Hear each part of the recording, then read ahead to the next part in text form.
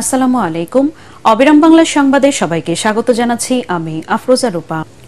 প্রস্তাবিত বাজেটকে স্বস্তিদায়ক দাবি করে মূল্যস্ফীতি নিয়ন্ত্রণে আরও ৬ মাস অপেক্ষা করতে বলেছেন অর্থমন্ত্রী আবুল হাসান মাহমুদ আলী। তার আশা এ বছরের শেষ দিকে কমবে মূল্যস্ফীতি। বাজেট পরবর্তী সংবাদ সম্মেলনে তিনি জানান, ২০২৫ সালের পর সরকারি কর্মকর্তারা সর্বজনীন পেনশন স্কিমে যুক্ত হবে। এ সময় সাংবাদিকদের প্রশ্নের জবাবে এনবিআর চেয়ারম্যান জানান, ব্যবসায়ীদের দাবির মুখে কালো টাকা সাদা করার সুযোগ দেওয়া হয়েছে, তবে সাবেক আইজিপি বেনজিরের অবৈধ সম্পত্তি বৈধ করার সুযোগ নেই। বিস্তারিত শারফুল আলমের রিপোর্টে।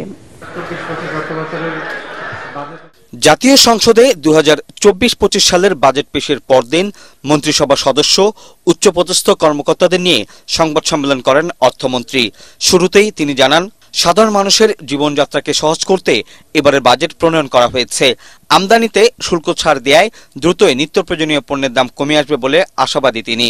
নিজের প্রথম বাজেট উপস্থাপন করে আবুল হাসান মাহমুদ আলী জানান, ডলার আর রিজার্ভ সংকটের কারণেই পণ্যের দাম বেড়েছে। সাংবাদিকদের প্রশ্নের জবাবে অর্থমন্ত্রী আশ্বস্ত করেন, বাজেটের ঘাটতি মেটাতে ব্যাংক ঋণের নির্ভরতা নিয়ে চিন্তার কিছু নেই।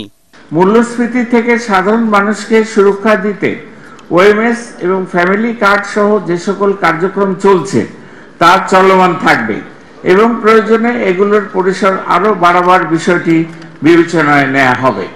মূল্যস্ফীতি নিয়ন্ত্রণ যেহেতু আমাদের এখন সর্বোচ্চ অগ্রাধিকার, সেহেতু সংকোচনমূলক নীতিকৌশল আরও কিছুদিন চলমান থাকবে।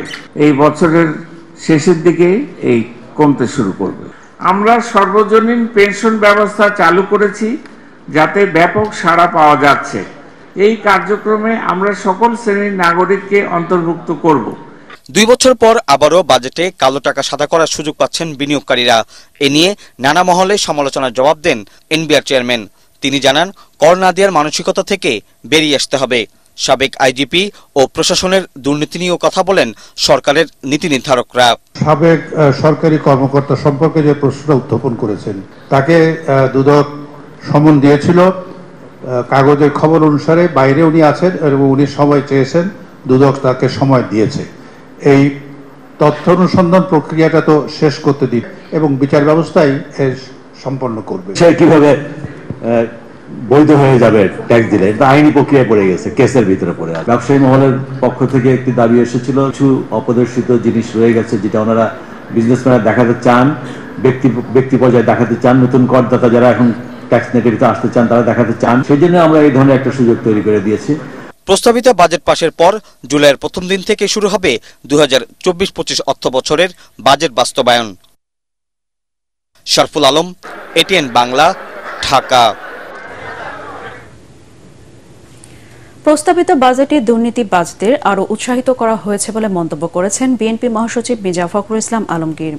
ঢাকা রিপোর্টার্স ইউনিটিতে আলোচনা সভায় তিনি বলেন, প্রস্তাবিত বাজেটে শিল্প উন্নয়ন ও কর্মসংস্থান সৃষ্টির কোনো উদ্যোগ নেই। বর্তমান সরকারকে ক্ষমতা থেকে সরাতে না পারলে দেশের স্বাধীনতা, সার্বভৌমত্ব, উন্নয়ন কোনো কিছুই সম্ভব নয় বলে দাবি করেন মির্জা ফখরুল।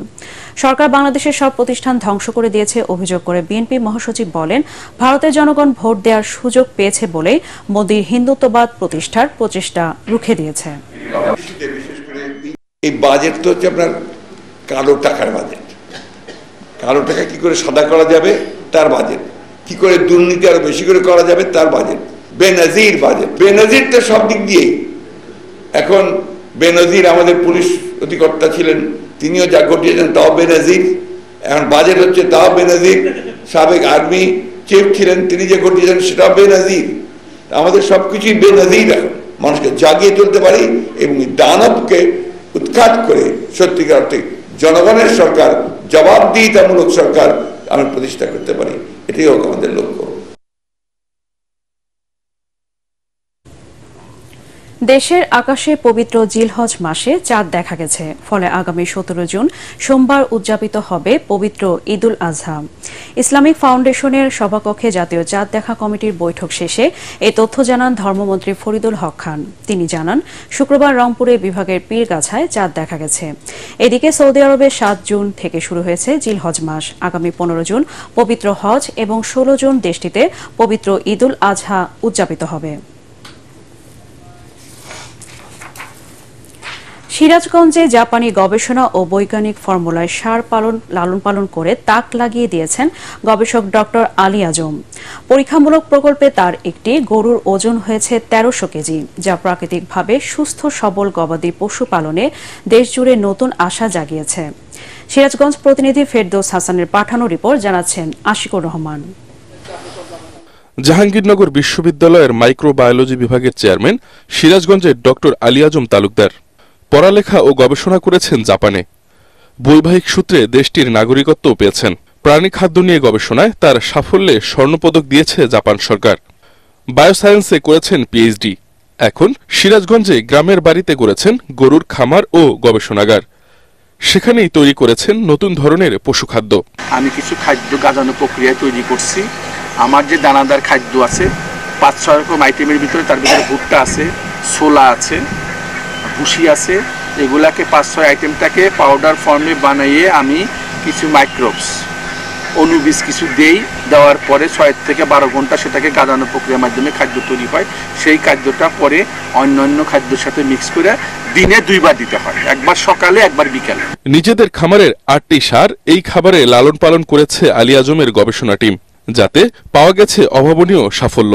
প্রাকৃতিকভাবে তৈরি প্রাণী খাদ্যে রোগবালাই ছাড়াই সুস্থভাবে বেড়ে উঠেছে খামারের গরুগুলো। তার মাংস হচ্ছে সুস্বাদু। আমার ভবিষ্যতের স্বপ্ন আছে, আমরা কতটুকু যেতে পারবো জানি না, তবে কোয়ালিটি মিট বাংলাদেশের জনগণকে সাপ্লাই দিতে চাই। কোয়ালিটি মিটটা কখন আসবে, মেইন হচ্ছে সাশ্রয়ী মূল্যে আপনাকে খাদ্য দিতে হবে। সেই খাদ্যটা বৈজ্ঞানিক পদ্ধতিতে তৈরি করতে হবে। গবেষক আলী আজম মনে করেন, জাপানি ফর্মুলার এই প্রাণী খাদ্য সারা দেশে ছড়িয়ে দিতে পারলে সারা দেশের খামারেও নিরাপদ মাংসের উৎপাদন অনেকটাই বাড়বে, যা দেশের চাহিদা মিটিয়ে বিদেশে রপ্তানি করা সম্ভব। Bureau report, ATN Bangla. ঘূর্ণিঝড় রিমালের আঘাতে বেড়িবাঁধ ধসে যাওয়ায় এখনো পানিতে ভাসছে বাগেরহাটের বিস্তীর্ণ উপকূলীয় অঞ্চল। ডুবছে বাড়িঘর ও ফসলি ক্ষেত। সর্বস্ব হারিয়ে বিপাকে পড়েছেন হাজারো দরিদ্র মানুষ। অনাহারে কাটছে দিন। বাগেরহাট প্রতিনিধি আমিরুল হক বাবুর রিপোর্ট জানাচ্ছেন আসিফুর রহমান সাগর। জলবায়ু পরিবর্তনের প্রভাবে দেশের দক্ষিণাঞ্চলে প্রায় আঘাত হানছে ঝড় জলোচ্ছ্বাস। ঘূর্ণিঝড় রিমালের স্থায়িত্ব বেশি হওয়ায় সিডার আইলার চেয়েও এবার উপকূলে ক্ষতির ভয়াবহতা বেশি। ১০-১২ ফুট উঁচু জলোচ্ছ্বাসে বাঁধ ভেঙে ভেসে গেছে বহু বাড়িঘর, যার বেশিরভাগই এখনো মেরামত করতে পারেননি ক্ষতিগ্রস্ত উপকূলীয় মানুষজন। কারো ঘরে কোনো মাল জিনিস নেই, সব নামে গেছে।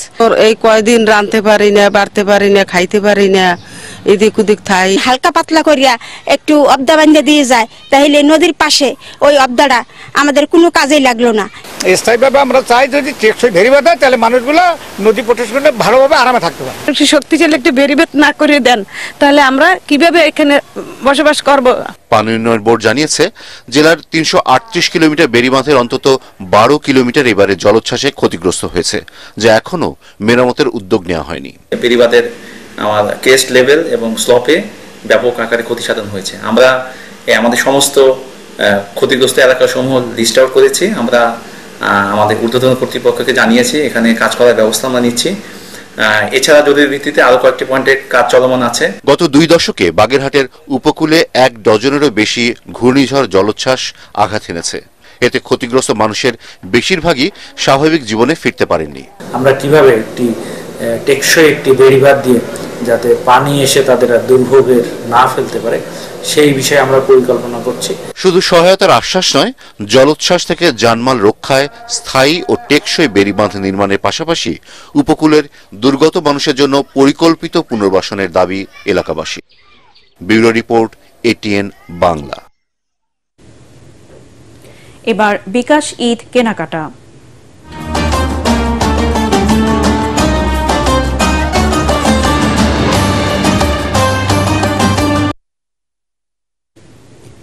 ঈদুল আজহাকে সামনে রেখে গ্রাহকদের কেনাকাটায় আগ্রহ বাড়াতে বিশেষ অফার দিচ্ছে মোবাইল ব্যাংকিং সেবা প্রতিষ্ঠান বিকাশ। ক্যাম্পেইন চলাকালীন নির্দিষ্ট আউটলেটগুলোতে নির্দিষ্ট পরিমাণ কেনাকাটায় এই অফার পাচ্ছেন ক্রেতারা। বিকাশ ঈদ বাজার নিয়ে আরও জানাচ্ছেন আনান তাসিনরি।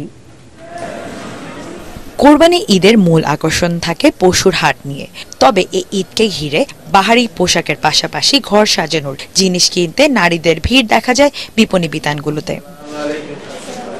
এবারের ঈদে ক্রেতাদের পছন্দ ও ভালো লাগার পাশাপাশি গরমকে মাথায় রেখে বিশ্বরং নতুন পাতলা আরামদায়ক কাপড়ের সব পোশাকের সমাহার বসিয়েছে। এসব পোশাকের পাশাপাশি প্রসাধনী ও ঘর সাজানোর জিনিসের ওপর তাদের যে কোনো আউটলেট থেকে বিকাশ পেমেন্টে গ্রাহকদের জন্য থাকছে বিশেষ ডিসকাউন্টের ব্যবস্থা। যমুনা ফিউচার পার্কের এই শপিং মলে হলো এসে যে কয়েকটা প্রোডাক্ট কিনেছি, বিশেষ করে বেশিরভাগ প্রোডাক্টই আমি হলো বিকাশের মাধ্যমে পেমেন্ট করেছি। আমি বিকাশ পেমেন্ট করার পরে একটা দিনে হলো নির্দিষ্ট একটা সর্বোচ্চ পরিমাণ যে 300 টাকা ওইটা ক্যাশব্যাক পাওয়া যায়, আমি ওইটা পেয়েছি। এখন গরম, তাই আমরা সুতি কাপড়টাকেই প্রাধান্য দিয়েছি। আর বিশ্বরং থেকে কেনাকাটা করলে ক্রেতা সর্বোচ্চ আপনার 300 টাকা পর্যন্ত ডিসকাউন্ট পাবে। কুপন কোড সেট করে পেমেন্টটা করলেই দেন হচ্ছে ডিসকাউন্ট পাবে বিশ্বরং থেকে। প্রতিবারের মতো এই ঈদেও গ্রাহকদের কেনাকাটার সুবিধায় বিকাশ দিচ্ছে 5% ক্যাশব্যাক। এছাড়াও ক্যাম্পেইন চলাকালীন নির্ধারিত আউটলেটগুলোতে গ্রাহকরা পাচ্ছেন সর্বোচ্চ 300 টাকা পর্যন্ত এই ক্যাশব্যাক সুবিধা। আনন্তা সিনরি, এটিএন বাংলা, ঢাকা। এই ঈদে দেশ জুড়ে কেনাকাটা ফুর্তি হবে শুধু বিকাশে, সাথে ডিসকাউন্ট কুপন, ইনস্ট্যান্ট ক্যাশব্যাক।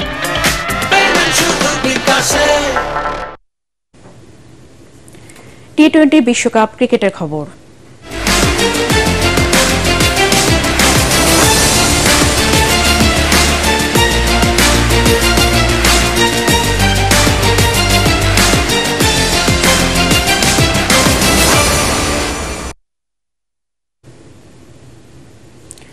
টি-20 বিশ্বকাপে এত কম রানের টার্গেটে নেমে কখনো হারেনি বাংলাদেশ, এবারও হারল না।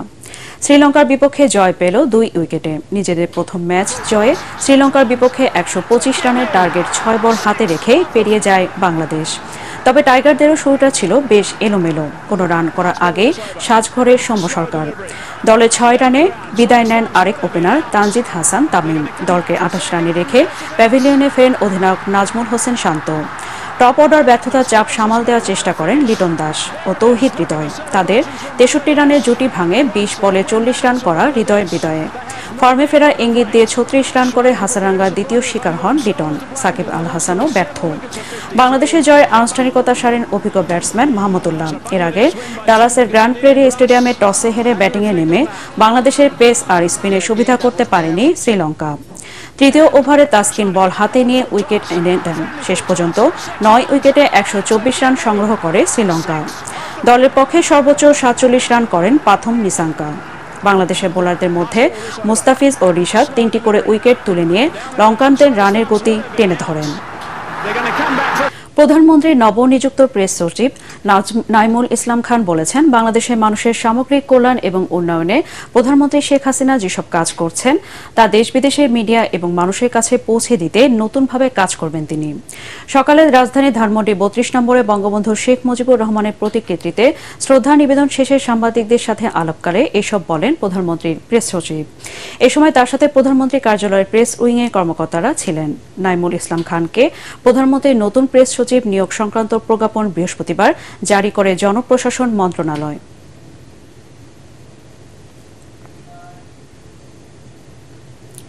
3 দিনের সফরে শুক্রবার ভারতের পশ্চিমবঙ্গে পৌঁছেছেন বাংলাদেশের দুর্যোগ ব্যবস্থাপনা ও ত্রাণ প্রতিমন্ত্রী মহিবুবুর রহমান।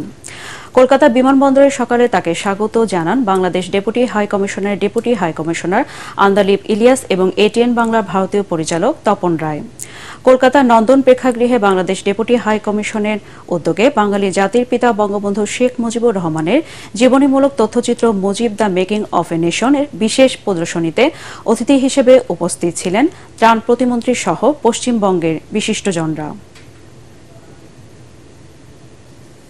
এবারে পাটেক্স খেলার খবর।